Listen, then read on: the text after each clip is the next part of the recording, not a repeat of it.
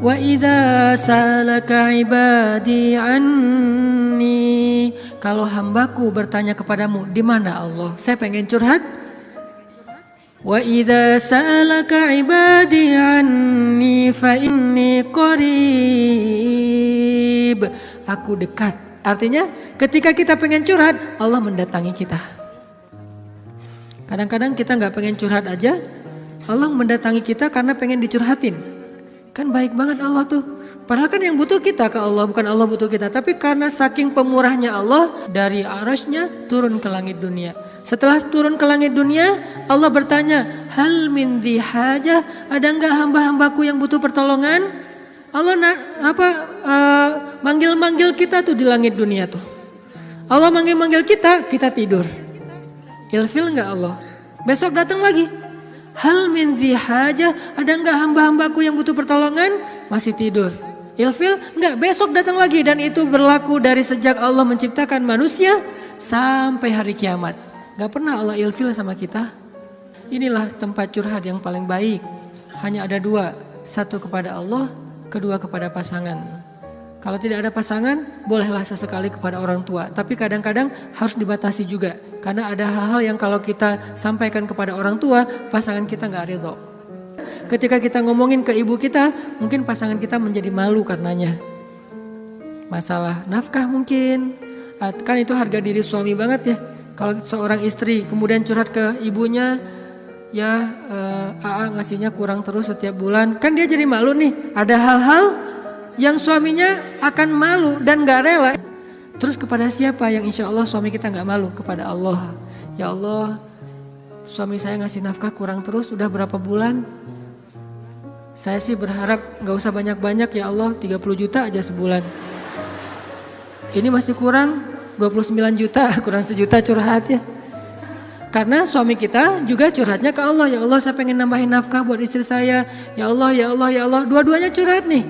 Kalau perlu curhatnya sambil pegangan tangan, kan seru tuh. Coba kalau masih sendiri, pegangan tangan siapa? Gini-gini. Mana ya tangan? Kalau sholat tahajud berdua sama sendiri. Kalau sendiri yang banguninnya alarm. Nggak enak banget tuh. Ring, apa sih berisik? Tapi kalau udah berpasangan yang banguninnya suara lembut. Kang, bangun. Akhirnya makin tidur. Ini tapi bukan fikih ya. Ini iseng-isengan saya doang nanya ke istri saya. Yang. Kalau kita sholat tuh boleh gak sih gandengan? Istri saya nanya, gandengan gimana? Jadi kita tengah malam tuh nanya-nanya kayak gituan. Gandengan gimana? Gini, jadi kita takbir terus. Boleh gak sih kayak gitu? Nanya ya. Tapi kalau deketan boleh kan? Boleh. Ya udah deketan lagi dong. Lagi sah. Bisa gak ngomong kayak gitu ke teman kos-kosan? Deket lagi dong. Bahaya. Makanya teman-teman curhat sama Allah SWT. Analogi dan contoh kasusnya mungkin masalah cinta dengan pasangan ya. Tapi moral of the story-nya itu bisa kita pakai dalam apa aja. Karena kita punya masalah bukan cuma dengan pasangan, bukan cuma dengan teman, tapi kita punya masalah dalam pekerjaan, dalam apa aja. Pokoknya mau curhat ke langit. Karena Allah selalu menunggu kita curhat. Yang di seluruh bumi juga makhluk-makhluk Allah selain jin dan manusia setiap hari berdoa kepada Allah. Masa kita nggak mau berdoa? Kulla yaumin huwa fi sya'n wa la ya'uduhu hifdzuhuma. Curhat sama Allah. Akhirnya Khawlah udah selesai datang ke Nabi. Kalau bahasa kita kayak ngejapri ke Nabi gitu. Nabi bilang, kamu sama suami kamu sudah haram selama-lamanya. Karena zihar itu adalah tradisi Arab jahiliyah. Kamu buat saya seperti ibu. Itu tradisi Arab jahiliyah yang gak baik banget. Sangat-sangat tidak adil kepada perempuan. Jadi ini salah satu ayat bukti bahwa Al-Quran itu benar-benar turun untuk mengangkat kehormatan perempuan. Karena tradisi Arab jahiliyah, kalau dia udah mulai bosan sama istrinya, langsung dia ceraikan seumur hidup. Kenapa seumur hidup? Biar gak dapat waris, biar gak ada tanggung jawab apa-apa, nafkah segala macam. Kan curang banget kan? Dinikahi ketika muda, pas udah tua diceraikan tanpa ada harapan warisan dan nafkah lagi selama-lamanya. Ternyata Khawlah gak berhenti dengan bertanya kepada Nabi doang. Dia minta kepada Allah. Tadinya gak ada loh fikih zihar di dalam Islam tuh gak ada. Gak ada syariat hukum tentang bab Zihar dalam Islam baru ada setelah khaulah curhat. Jadi bisa dibilang beberapa syariat Islam itu muncul hasil dari curhat-curhat para hamba. Apa arti al-mujadilah? Perempuan yang sedang curhat. Ini surat curhat di dalam Al-Quran. Akhirnya turun ayat, Allah sudah mendengar pembicaraan kalian berdua, Allah tahu banget isi japri-japrian kalian. Kemudian Allah mengatakan zihar itu adalah dosa besar. Dan orang yang melakukan zihar tidak berlaku untuk istrinya. Tapi dia wajib menebus dosa itu dengan cara berpuasa 2 bulan berturut-turut. Suami dari Khawlah orang yang sudah sangat tua. Nabi panggil dia ke sini. Akhirnya sahabat nyari-nyari dia, dipanggil ke rumah Nabi. Kemudian Nabi mengatakan, sudah turun ayat tentang masalah kamu dengan Khawlah. Allah enggak redha dengan apa yang kamu lakukan kepada Khawlah. Akhirnya dia dimarahin sama Nabi. Kemudian dia mengatakan, ya Rasulullah, saya sadar, saya insaf, saya taubat. Terus gimana menebusnya ya Rasul? Kata Nabi, berpuasalah 2 bulan berturut-turut. Dia bingung. Rasul, saya ini laki-laki yang sudah tua. Jangankan 2 bulan berturut-turut, sehari aja batal. Gak boleh batal sehari aja gak boleh. Kalau batal sehari gak bisa besok dilanjutkan, gak bisa. Langsung mulai dari nol. Ya Rasul, saya puasa sehari aja gak kuat, gimana 2 bulan? Rasul mengelus dada kemudian mengatakan, ya udah kalau gitu beri makan 60 orang miskin. Ya Rasul, gak ada orang yang lebih miskin di daerah sini daripada saya. Akhirnya Nabi ngambil beberapa karung korma, dikasih ke dia, ngasih makan ini untuk keluargamu. Ini juga menjadi dalil gimana Islam itu agama yang sangat-sangat toleran. Allah pengen memudahkan kalian, Allah nggak pengen menyusahkan kalian. Semua syariat Islam itu adalah memudahkan kita, nggak ada yang menyusahkan kita. Semua syariat Islam itu gampang, simple, mudah, nggak ada yang susah. Salah satunya adalah menikah, itu mudah banget. Mana Ustadz? Buktinya masih banyak yang masih single.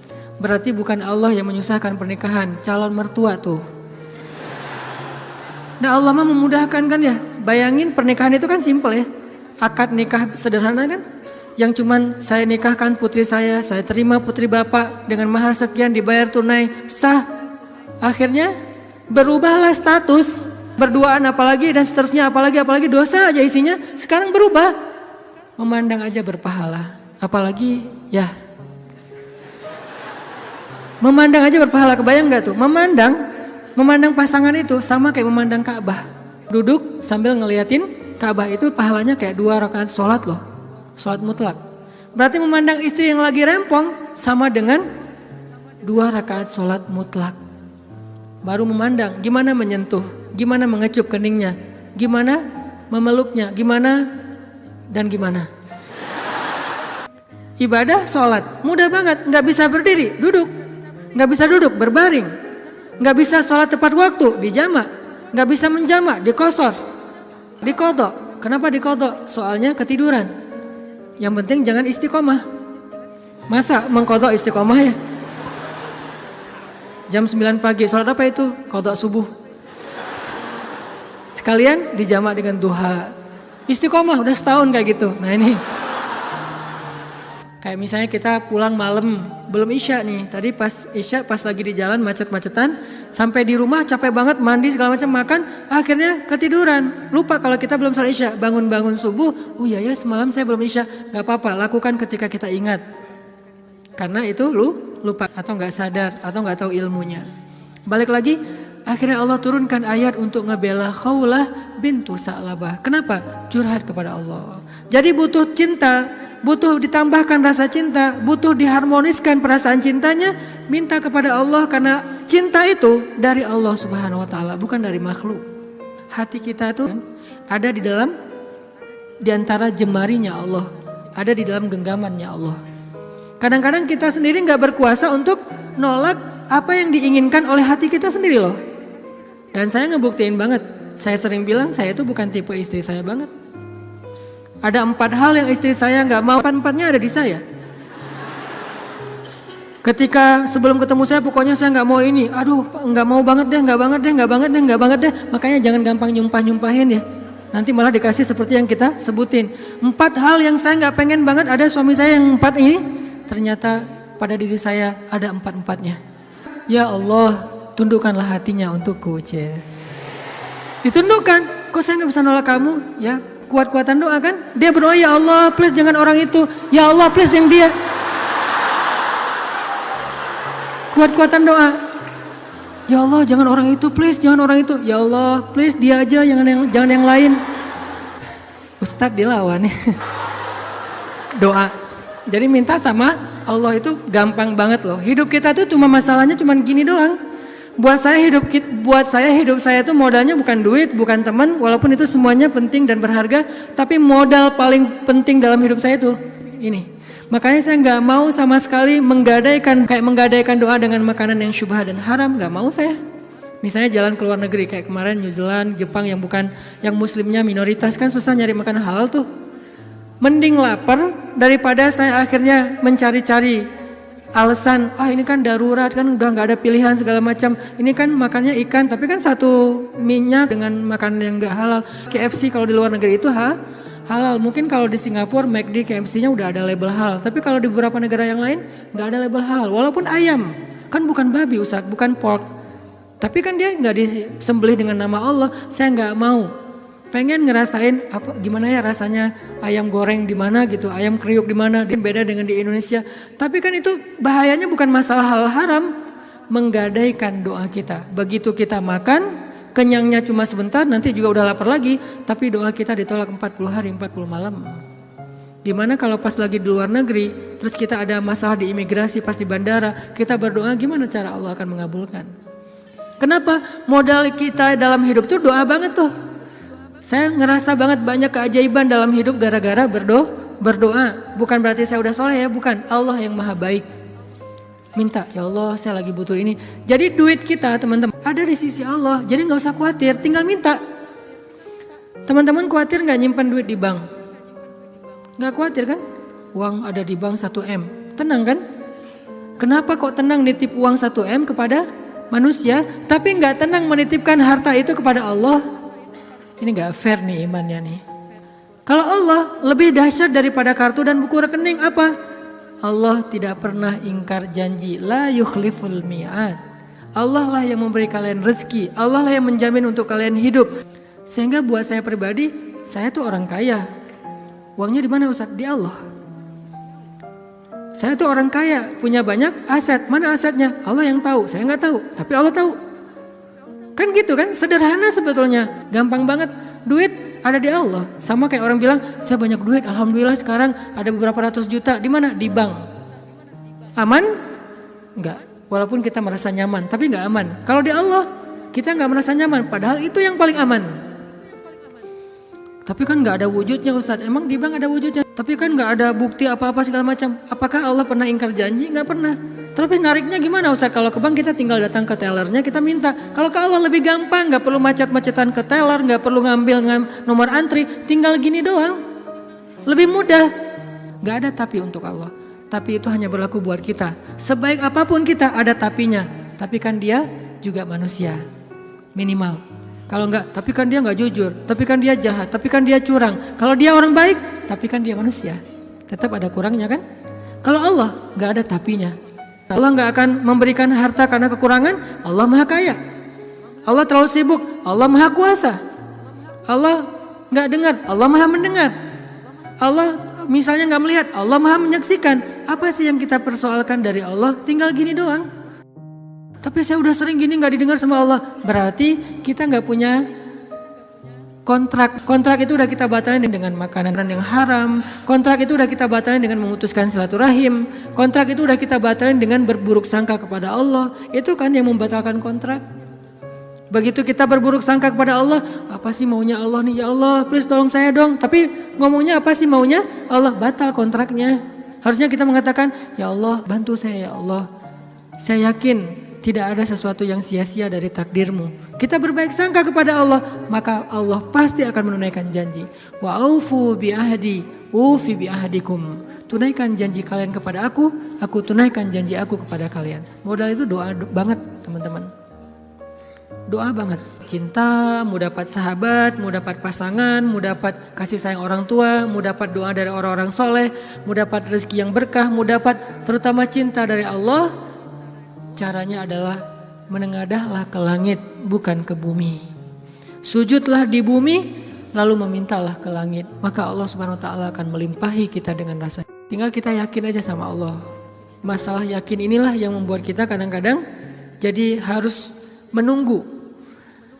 Menunggu keajaiban dari Allah tergantung tingkat keraguan. Makin besar ragu kita, makin lama kita menunggu datangnya pertolongan Allah. Makin kuat keyakinan kita, makin cepat datangnya pertolongan Allah. Orangnya soleh banget, imannya pasti kuat tuh. Tapi dia belum ditolong aja sama Allah. Nah, berarti kita belum paham cara Allah menolong kita. Allah nolong kita itu dengan dua cara, teman-teman. Pertama, pertolongan UGD. Apa yang dilakukan Allah? Allah akan menolong hati kita terlebih dahulu. Bukan masalah kita diangkat, hatinya yang dikuatkan. Itu pertolongan Allah. Tapi diuji oleh Allah dengan sakit, dengan kemiskinan. Kok Allah gak mendengar doa dia? Enggak, Allah mendengar doa dia. Terus apa bukti pertolongan Allah? Allah gak langsung ngasih dia duit, sembuh dan segala macam. Bukan. Allah kuatkan hatinya. Sehingga kita gak habis pikir, kok dia bisa bertahan ya dengan kondisi kayak gitu. Kok dia tetap bisa bahagia ya dengan keluarganya dalam kondisi kayak gitu. Ibu di rumah teduh sahabat Iin itu. Ibu ini pasien kanker apa gitu, beliau udah parah banget dan dirawat sendiri di rumah sakit, gak ada yang jagain. Kenapa? Karena suaminya lumpuh. Kebayang gak tuh ujian rumah tangga? Anaknya masih kecil-kecil, salah satu anaknya tuh SMA ngurus ayahnya. Sementara suaminya lumpuh udah gak bisa ngapa-ngapain, maaf. Buang air kecil, air besar di tempat tidur, semuanya di tempat tidur, gak berdaya. Istrinya kanker stadium lanjut, dirawat di rumah sakit Hasan Sadikin tapi nggak dapat kamar sehingga harus bolak-balik. Kalau bolak-balik ke rumah jauh, akhirnya tinggal di rumah teduh. Cuman yang pertanyaan istri saya agak heran, udah berapa lama suaminya lumpuh? Udah 3 tahun. Istri saya ngelihat anaknya baru 1 tahun. Loh, anaknya baru 1 tahun nih? Iya. Suaminya udah lumpuh 3 tahun. Terus gimana caranya? Maksudnya masih bisa dikasih keturunan? Yang penting jangan dibayangin aja. Nggak boleh ngebayangin. Kita hanya ngebahas hikmah. Kok bisa ya? Masya Allah luar biasa ya. Allah masih tetap ngasih kebahagiaan kepada mereka. Anak bayi sebagai hiburan buat mereka. Kalau suaminya lagi kangen anaknya dibawa ke rumah. Kalau istrinya lagi kangen dibawa ke rumah sakit. Ganti-gantian penyejuk hati mereka. Allah pengen menguatkan hati mereka dengan sakitnya lewat seorang bayi.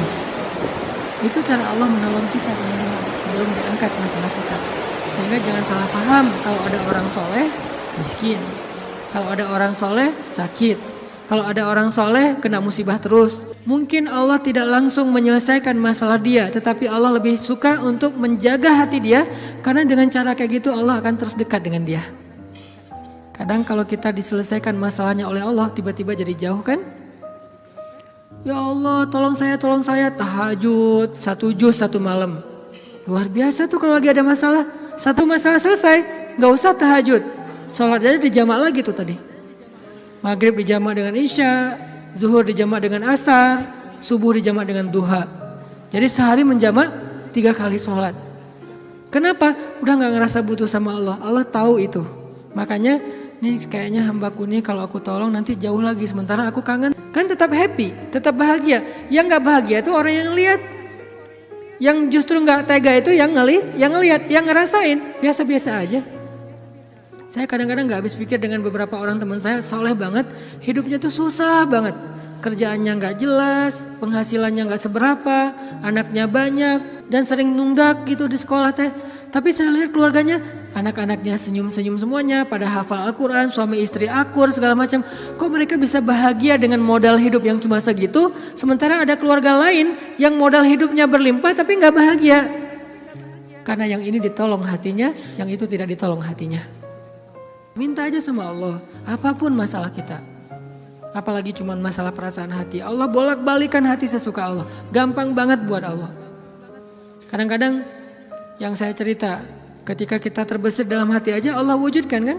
Kayak ada seorang ibu di Dumai, cuman terbesit di hati gak ngomong loh. Tiba-tiba saya kepikiran, pengen ke Dumai Kenapa Ustadz? Gak tahu pengen aja ke Dumai.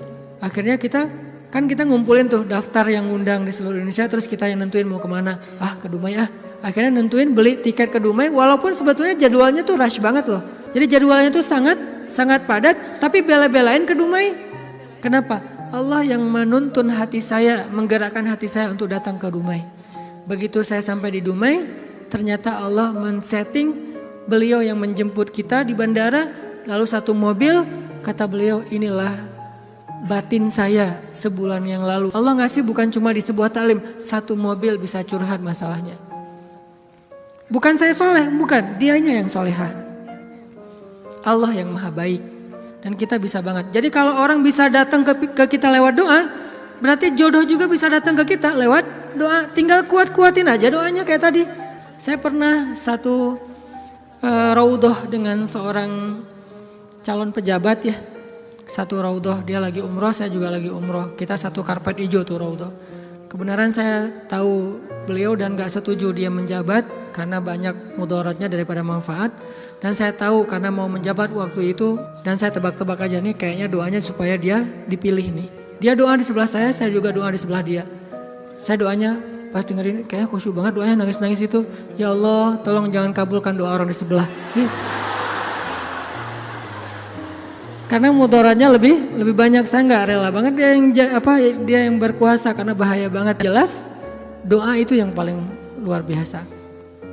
Sama kayak kita menjalani hidup, ada masalah dikit tinggal gini kan. Sama kayak kita ada asuransi, ada masalah dikit tinggal klaim. Cuman ngeklaim asuransi kan lama nih. Kita harus bayar 200.000 dulu, kita harus ada prosesnya dulu. Kalau ke Allah, kenapa kita ngeluh? Kok lama banget ya Allah, kok lama banget? Enggak, kalau kita yakin akad kita dengan Allah di sini. Makin kuat di sini, makin cepat Allah menolong kita. Dan itu ajaib banget. Saya nolak kalau misalnya Allah mau mendatangkan sesuatu dalam hidup saya, gimana pun ditolak tetap akan datang. Tetap akan ketemu. Alam yajidka yatiman fa'awa wa wajadaka dhallan fahada wa wajadaka ailan fa'aghna. Itu yang jadi modal kita. Bukankah dulu kita pernah ngalamin masa-masa sendiri kemudian Allah beri kita keluarga? Masa-masa ketika kita bingung Allah beri kita petunjuk. Fa'ammal yatima fala taqhar wa ammas sa'ila fala tanhar wa amma bi ni'mati rabbika fahaddis. Apa maksud wa amma bi ni'mati rabbika fahaddis? Nikmat Tuhanmu itu dibicarakan. Maksudnya apa? Untuk membuat kita makin yakin sama Allah. Ya, dulu kan Allah pernah nolong kita. Dulu kita pernah lapar, Allah yang beri kita makan. Dulu kita pernah bingung di sebuah kota mau kemana, Allah kasih kita tempat tinggal. Dulu kita pernah bingung sendiri, Allah kesepian sendiri, Allah kasih kita keluarga. Itu yang dibahas untuk tajdidul iman, memperkuat iman kita kepada Allah Subhanahu wa taala. Jadi kesimpulannya teman-teman, bahwa kita butuh apa aja mintalah sama Allah, termasuk cinta. Jangan begging kepada manusia, karena itu akan menjatuhkan harga diri kita. Kalau mau begging, mengemislah kepada Allah Subhanahu wa taala. Makin kita mengemis kepada Allah, makin Allah angkat derajat kita. Makin mengemis makin mulia. Kalau ke manusia makin mengemis makin hina. Mudah-mudahan ini menjadi booster buat kita, bukan hanya dalam masalah pernikahan, tapi juga dalam semua masalah hidup kita. Dan la tahzan, innallaha ma'ana. Gak usah khawatir, jangan sedih, jangan putus asa. Allah itu selalu bersama kita. Kenapa kita tidak mengandalkan ini dalam hidup kita?